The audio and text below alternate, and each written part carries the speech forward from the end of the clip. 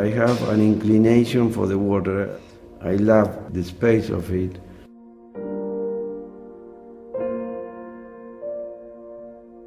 I'm also an art collector, but I'm not obliged to buy. I mean, if a masterpiece appears, then I buy because of the masterpiece, because of the piece itself. It's the piece who commands the decision. As a real estate developer, it's the same. I'm not obliged to develop. What drives me is the quality of the site.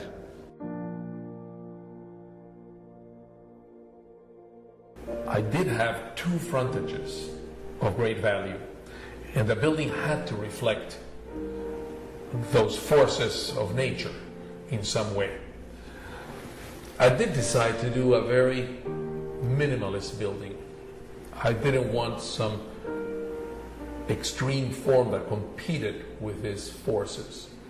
And in doing that, I split the building like splitting the oceans, and turned it into two volumes and opened in the middle of it a monumental door or gateway that connected ocean and bay. And that became the centerpiece of the project. I thought actually that space, the void, the emptiness was more important than the object, the form. And that, in fact, maybe the form should fade away and focus on this grand space that symbolizes that linkage.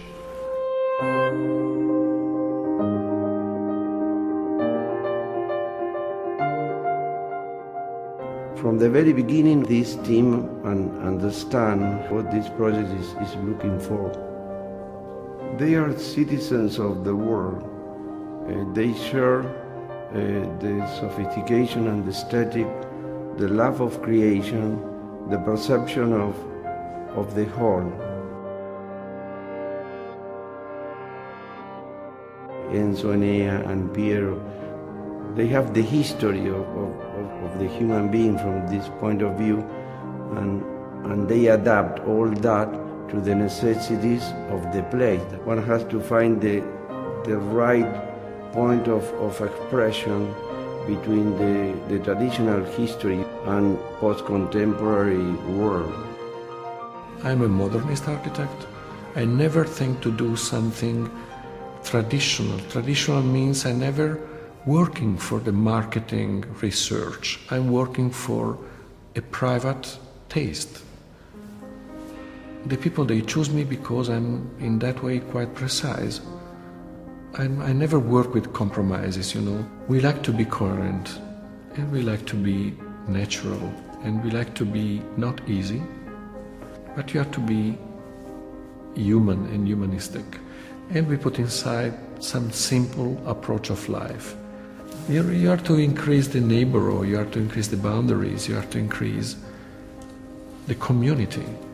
What we do is we bring another proportion into it with the garden, with the outdoor space that interacts with the place, creating microclimates and using trees as shadow, lighting, and we mix together architecture towards art to create interesting space. The space demands the design. I think that art is integrated in our life and it's an important proposition within Oceana. Oceana Bal Harbour, I think, is a fantastic example of how art can function. And people aren't always able to give sculpture that opportunity to display itself. To be able to design architecture that gives a place, an emotional home for art, where it's really part of the essence of the location. And it's a place where artworks can really interact with residents' daily life. Jeff Koons, he's very profound and clever. He takes into account the history of art. These two pieces actually are revisiting of the history of art. but with own postmodern, post-contemporary statement and individual view of art. The two works at Oceana Bal Harbour they're based in a sense of mythology of Pluto and Proserpina. This is really a symbol of the seasons and of the changing of life and the passions of life, the energy of life. But I think both of these works function very emotionally about a sense of opportunity, chance of transcendence that we have in our lives, to exploit the freedom that we have. Everything converges into a unique proposal, a differential proposal. I like to think it's not the only place to be. It's the first place to be in Bal Harbour now.